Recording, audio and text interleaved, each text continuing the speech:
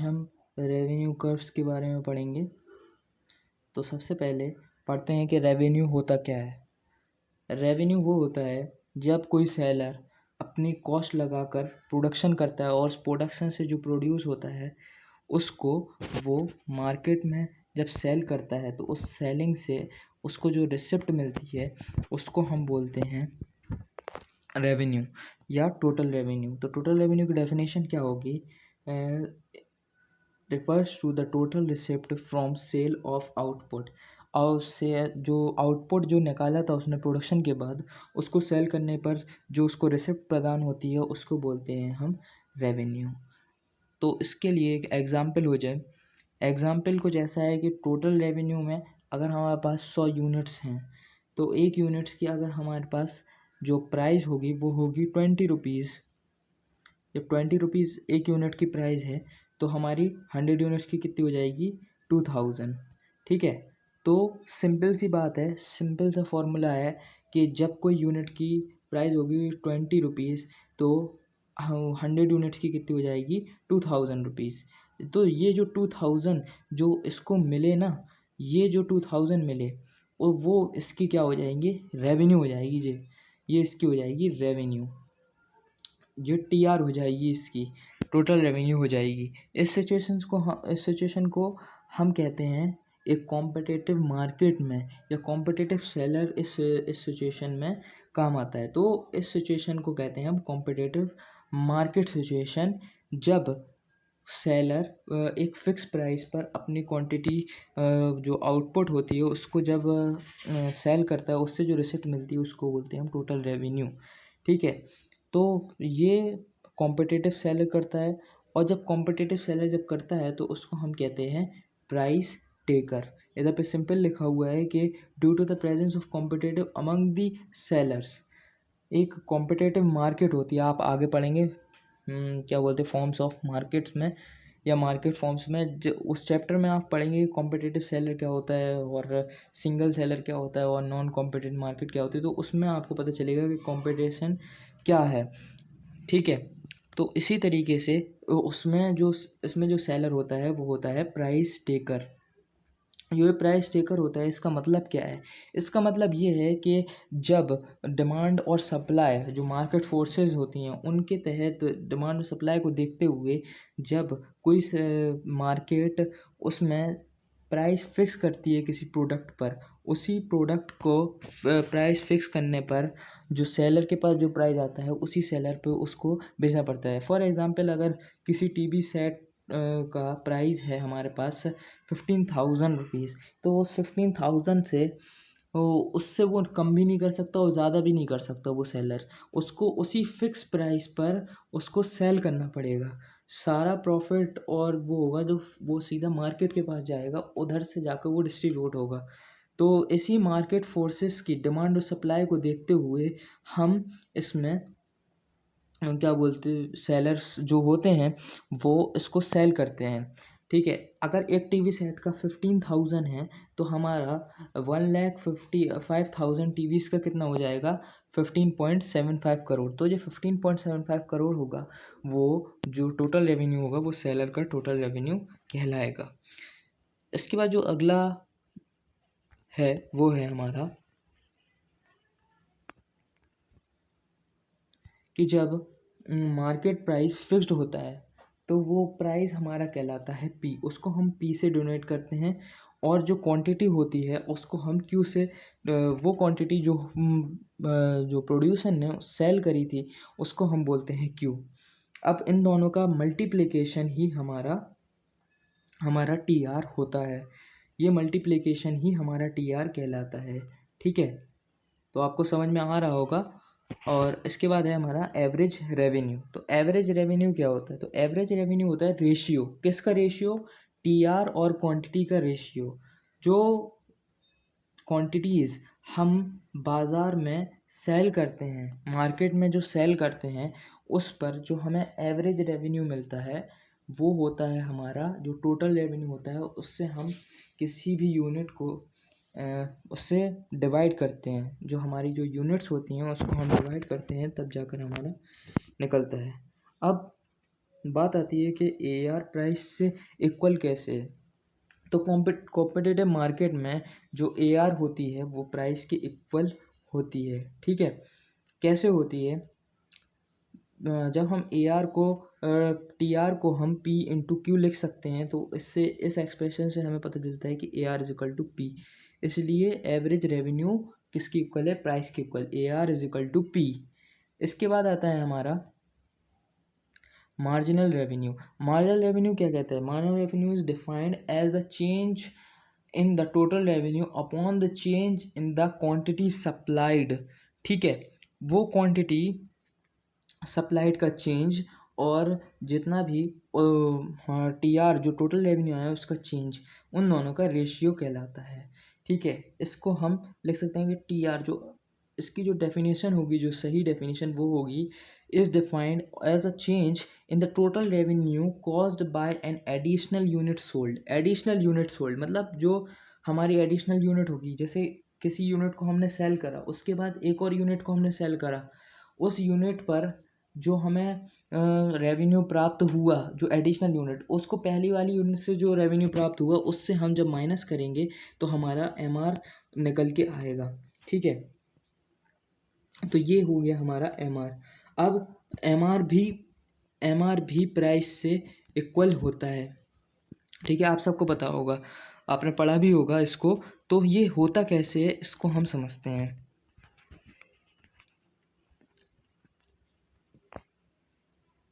में हमें क्या पता चला था कि जो टोटल रेवेन्यू है वो कॉज होता है, मतलब जो चेंज होता है हमारा जो टोटल रेवेन्यू का, उसका जो रेशियो होता है क्वांटिटी चेंज में, उसको ही हम एम आर कहते हैं। लेकिन अब ये कैसे होगा कि मतलब एम आर प्राइस से इक्वल कैसे होगा? तो हाँ, एम आर भी प्राइस से इक्वल होता है। कैसे? क्योंकि हम एक इक्वेशन लेते हैं तो उसकी डेरिवेशन बनाते हैं, जब T R is equal to P into Q zero. Q zero क्या है? जो हमारी पहली यूनिट थी। टी आर वन जो रेवेन्यू हमें एडिशनल यूनिट से प्राप्त हुआ। तो प्राइस हमारी हमेशा फिक्स रहेगी। आप देख सकते हैं इधर पे जो हमारी जो प्राइस है ना, वो हमारी हमेशा फिक्स रहेगी। इधर पे जो प्राइस है वो हमारी हमेशा फिक्स रहेगी, लेकिन जो क्वांटिटीज होंगी वो हमारी चेंज हो जाएंगी। टी आर जो है हमारी वो चेंज हो जाएगी।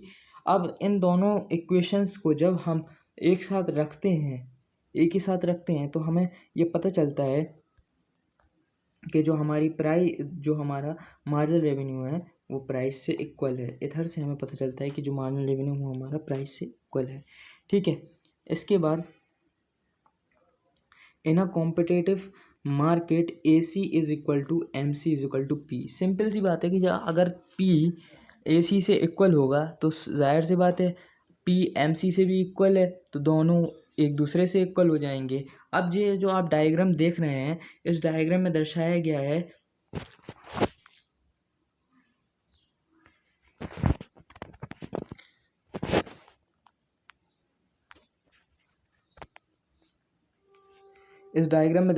है कि डी डी और एस एस जो जहाँ पर जो इक्विलिब्रियम हो रहा है हमारा, वहाँ पर जो प्राइस है हमारी, उस प्राइस पर ही इसको सेल करना पड़ेगा। तो उस प्राइस पर जब सेल करेगा तो हमारा ए आर एम आर तो इक्वल है, तो ये हमारे कोइंसिडेंस पॉइंट पर हो जाएगा।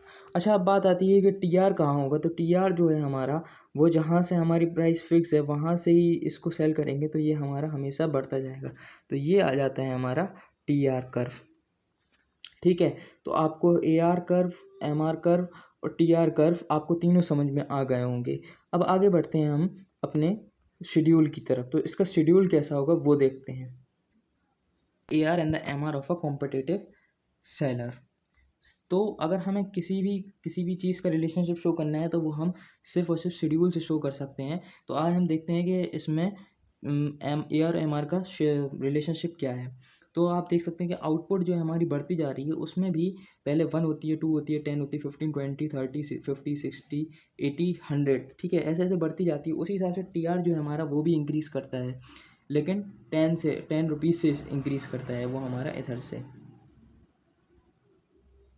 लेकिन जो ए आर और एम आर है वो हमारा हमेशा कांस्टेंट रहेगा और प्राइस के इक्वल रह रहा है। ठीक है, आप ये देख सकते हैं। लेकिन इस चीज़ से हम ऑब्जर्वेशन बना सकते हैं मैंने पॉइंट्स में लिखा हुआ है, आप अगर किसी भी कॉपी में आंसर लिखें तो उसको आप पॉइंट्स में ना लिखें, पॉइंट से वो थोड़ा अलग लगता है, आप उसको पैराग्राफ में बनाकर लिखें और साफ़ सुथरा लिखें तो वो बहुत अच्छा लगेगा। तो मार्केट प्राइस जो होगी हमारी पी होगी और ये मार्केट फोर्सेस द्वारा डिटरमाइंड की जाएगी। इसके बाद आता है कि जो कॉम्पिटिटिव फर्म में जो सेलर होगा वो हमारा क्या होगा, प्राइस टेकर होगा। ए आर एम आर और पी तीनों इक्वल होंगे। फर्म इज प्रिपेयर्ड, अब अगली बात क्या है कि firm is prepare to sell unlimited output at a price, ठीक है। उसके बाद A R M R curve are both horizontal and coincident, आपको बता सके थे कि जो A R M R curve होगा वो होगा हमारा इक्वल, ठीक है। वो एक ही पॉइंट पर एक्सीडेंट होगा और जो टी आर होगा वो हमारा यहाँ से जाएगा, ठीक है। बहुत से लोग यहाँ से बनाते हैं तो यहाँ से गलत है ये, ठीक है। तो टी आर हमारा हमेशा कहाँ से जाता है, जहाँ से हमारी प्राइस चालू होती है तो वहाँ से हमारा टी आर जाता है, ठीक है। अब आगे हमारा आता है सिंगल सेलर के लिए। तो सिंगल सेलर की बात करते हैं, अभी हमने कर ली थी कॉम्पिटिटिव मार्केट में कॉम्पिटिटिव सेलर की, अब हम करते हैं सिंगल सेलर की बात। तो single seller market he dictates the price, मतलब अब वो खुद का मालिक है। पहले क्या था, उधर पे मार्केट्स की सिचुएशंस को देखते हुए उसको प्राइस फिक्स करना पड़ रहा था। अब क्या है, वो खुद का मालिक है, वो कभी भी प्राइस गिरा सकता है, बढ़ा सकता है, ठीक है। He is a price maker, ठीक है। सीधी इसमें सबसे बड़ा वर्ड जो आता है ना वो आता है प्राइस मेकर, ये जो इम्पोर्टेंट वर्ड है आपको मार्क कर देता हूँ, प्राइस मेकर। तो इसमें A R M R for a price maker are different. उसमें क्या था, सेम थे, प्राइस के इक्वल थे, इसमें क्या है अलग अलग होंगे। तो अब इसके बारे में समझते हैं कि ऐसा क्यों है। सिंपल सी बात है, प्राइस क्या होगा यहाँ पर, शुरू में बढ़ेगा और फिर घटेगा। क्यों बढ़ेगा और फिर बाद में घटेगा, इसलिए क्योंकि अगर हम कोई फर्म स्टार्ट करते हैं, अब उसमें क्या है, वो सिंगल सेलर है, मोनोपोली है। फॉर एग्जांपल कोई भी मोनोपोली इंडस्ट्री है, उसमें सेलर ने किसी प्राइस पे बढ़ाया तो जो कंज्यूमर्स होंगे उनके पास कोई दूसरा ऑप्शन भी नहीं है, तो वो क्या करेंगे, वो इसी से खरीदेंगे। लेकिन अब क्या है कि बढ़ते ट्रेंड में सेलर्स कम होते जाएंगे, तो उसको सेलर की कंटिन्यूटी बढ़ाने के लिए क्या करना पड़ेगा, प्राइस को घटाना पड़ेगा। तो प्राइस जो है हमारी ऐसी घटती जाएगी, जैसे हमारा डिमांड कर्व घटता है ना, वैसे ही नेगेटिव होता है ना, वैसे ही हमारी जो प्राइस होगी वो भी नेगेटिव होती जाएगी। इसलिए उसको ऐसा करना पड़ेगा। तो हमारा जो प्राइस की जो इक्वेशन बनेगी ना वो बनेगी ए माइनस बी क्यू, मतलब पहले ए जो है हमारा वो क्या है, वो प्राइस है, ए जो है हमारा वो प्राइस है जब हमारी क्वांटिटी जो थी ना उस क्वांटिटी पे हम बेच रहे थे जिस पे प्राइस हाई था। अब वो क्वांटिटी बेच रहे हैं जब हमारा प्राइस क्या हो रहा है, लोअर हो रहा है, ठीक है। ये चीज़ तो आपको समझ में आ गई होगी। इसके बाद जो है कि price quantity demand no longer fixed in the case, सीधी सी बात है, जब पहले बढ़ा था तो अब घट रहा है, तो सीधी सी बात है कि प्राइस फिक्स्ड नहीं होगा और क्वांटिटी डिमांडेड भी फिक्स नहीं होगी। अब क्या है, अच्छा एक चीज़ और समझाना भूल गया कि इसमें सप्लाई को देखते हुए, क्वांटिटी सप्लाई को देखते हुए मोनोपोली सेलर को इसमें प्राइस घटाना बढ़ाना रहता है, ठीक है। ये इसकी मेन थिंग हो गई, ठीक है। सेलर जो होता है वो प्राइस को कंट्रोल कैसे करता है, उसकी सप्लाई को देखकर, मोनोपोली सेलर। इसमें जो टोटल रेवेन्यू का फॉर्मूला होगा वो होगा T R is equal to price into quantity sold. Price और क्वांटिटी सोल्ड का जो मल्टीप्लिकेशन हो वही जो पहले फॉर्मूला था कॉम्पिटिटिव मार्केट में, ठीक है, वो यहाँ पर फॉर्मूला होगा। इसलिए इसमें जो P इंटू क्यू होगा, लेकिन P की वैल्यू क्या थी, हमने इक्वेशन बनाई थी A माइनस बी क्यू।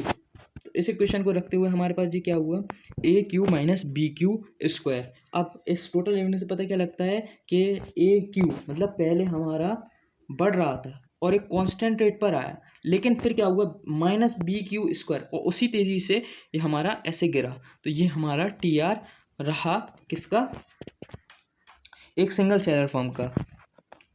इसी में हम देखते हैं ए आर टी आर से ही पता लगाएंगे। अब A R T R Q, P Q upon Q. अब क्या है कि इसमें क्यू से क्यू कैंसिल हो गया, बचा क्या हमारा, पी बचा। अब जो पी है तो पी की वैल्यू क्या दी थी ऊपर, ए माइनस बी क्यू।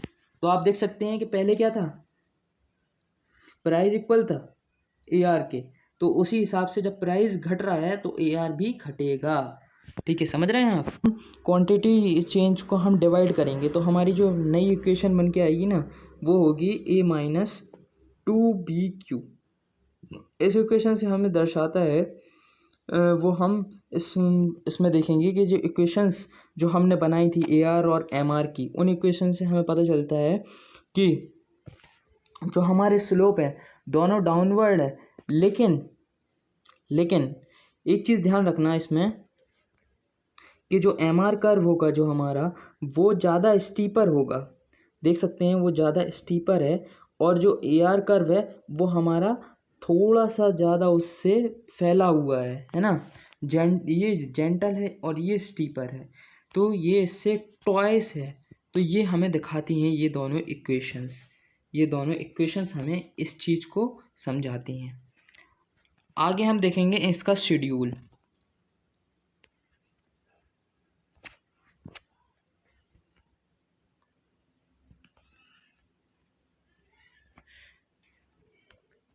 तो इसका रिलेशनशिप भी इसी शेड्यूल में बताया जाएगा। इसमें थोड़ा हल्का है एम आर कर्व, ठीक है, एम आर कर्व हो गया। अब इसमें क्या है कि क्वांटिटी जो हमारी बढ़ती जा रही है, उस क्वांटिटी में जो हमारा टी आर है पहले 28 38 ऐसे बढ़ता जाता है, फिर आप देख सकते हैं 108 पर आ जाता है। मतलब पहले टी आर ऐसा कुछ ऐसा बड़ा होगा, 108 पर आया होगा, फिर 101 से ऐसा गिरा होगा, फिर थोड़ा वहाँ पर ऐसे थोड़ा कांस्टेंट रहकर फिर थोड़ा ऐसे नीचे बढ़ा होगा, और फिर आगे नीचे गिरना चालू हुआ। तो गिरा भी कहाँ पर, ए आर पर, ठीक है। तो ये हमारा हो जाता है टी आर कर्व, किसका, सिंगल सेलर का। अब सिंगल सेलर में हमने पहले बताया था कि ट्वाइस होता है, तो मतलब जो एम आर होगा वो हमारा नेगेटिव भी जा सकता है। तो जो हमारा एम आर कर्व होगा वो नेगेटिव जाएगा। एम आर कर्व से ही हम अपने टी आर की पता लगाते हैं। इसलिए जो जब भी हमारी जो एम आर जो टी आर होगी वो हमारी गिरती जाएगी, तो वो सिर्फ किसकी वजह से गिरती जाएगी, एम आर की वजह से गिरती जाएगी। तो ये थे हमारे रेवेन्यू कर्व्स, ये आप नोट कर लीजिएगा। अगर आपको इसमें कुछ भी दिक्कत हो आप तो कमेंट में पूछ सकते हैं। वीडियो को लाइक कर दीजिएगा और शेयर कर दिए, जो भी इकोनॉमिक्स वाले स्टूडेंट्स हैं उनको सबको आप शेयर कर दिए, और आने वाले समय में आपको और भी इसी तरीके की वीडियो लेके आते रहूँगा। तब तक के लिए